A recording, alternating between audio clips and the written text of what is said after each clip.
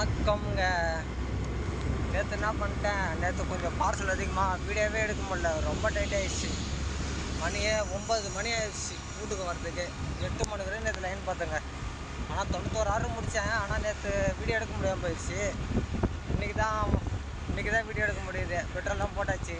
இன்னையோட 10, நேற்று கணக்கு சேர்க்கலை, 10ஓட முடிச்சுட்டு இப்போ தான் ஆஃபீஸ் கிளம்பி போயிட்டே இருக்கிறோம். போயிட்டு பார்சல் எதுனா கிளம்புவோம். மணி 9 மணி ஆகுதுங்க. இவ்வளோ தான் வீடியோ போடுறேன். யாராவது ஒரு ஃபாலோ பண்ணுங்க முதல்ல. பாய்.